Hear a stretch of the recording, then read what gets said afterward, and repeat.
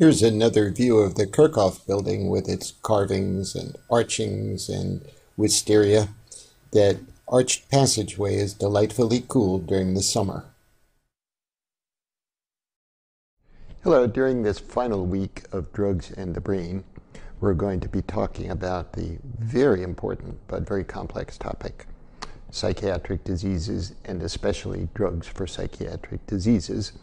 Many of you students have told me that this is the reason that you're so interested in the course, and I hope you find that the material that we have treated up till now prepares you to understand at least some aspects of drug treatments for psychiatric disease.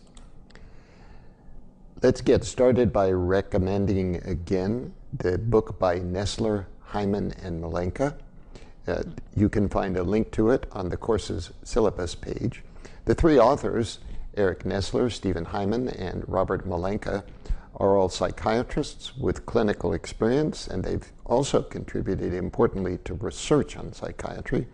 Each of them have personally and in private conversation taught me a great deal about psychiatry and psychiatric drugs. Their material on psychiatric diseases is especially good, and two chapters that we will be using this week include Mood and Emotion, chapter 14, and Schizophrenia and Other Psychoses, chapter 16. I'd like to remind you that a psychiatric disease can be diagnosed only if a person has clinically significant distress or impairment in social, occupational, or other important areas of functioning. So those societies that try to marginalize people if they are politically or socially inconvenient by calling them mentally ill are actually not adhering to our definition of mental illness. And the other point to be made is that the statement 90% of suicide victims have a mental disorder derives in part from the assumption that any person who destroys himself has significant distress or impairment in his functioning. We will be discussing major depressive disorder, bipolar disease, and schizophrenia in that order. And as usual, we will go through our six-part description of the diseases. We will treat clinical descriptions a bit more cursorily than usual because the Diagnostic and Statistical Manual of Mental Disorders, the Diagnostician's Bible, is undergoing a transition from the 4th to the 5th edition. And there will be some changes that occur over the next year or so in the definitions of psychiatric diseases. We will treat the genetics of psychiatric disease. When we get to schizophrenia, I will remind you that these are complex disorders and that they are polygenic, multifactorial, and partially penetrant. We'll explain what those means. We'll discuss the pathophysiology, which is a very important topic for psychiatric diseases, but also our frustrations that we know so little about the pathophysiology. We'll discuss biomarkers for psychiatric diseases and animal models, and I'll remind you that these animal models rarely account for or reproduce the so-called therapeutic lag, the 2 to 3 week period that it takes a psychiatric drug to achieve its full effect.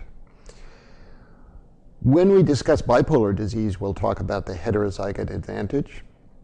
And of course, we will emphasize drug therapeutic approaches, both the existing ones and how they work, and the experimental ones and what their prospects are. We'll also discuss right here and then not again the challenge posed by the placebo effect. Often in clinical trials, patients want to feel better and they like the attention that they're getting from the trial conductors, and so they state that they do feel better. Now, an unusual take on the placebo effect is this book by Robert Scott, who is an historian, entitled Miracle Cures, Saints, Pilgrimage, and the Healing Powers of Belief, published in 2010. Basically, Bob Scott told me when he finished the book, he realized that he had written a book about the placebo effect. During the Middle Ages, when people knew very little about the causes of any disease, it was natural to blame the spirits or deities. And so a person who got a disease was deemed to be not chosen and was perhaps stigmatized because of the disease. And so going on a pilgrimage or being cured was a sign that that person had found favor in the sight of God or in the sight of the local saint. And so, as we say, this is an interesting take on the placebo effect. Now, psychiatric diseases present a large global burden. There is a unit called the DALY, which is the disability adjusted loss of a year's worth of full health. This is a chart of the World Health Organization's data for dailies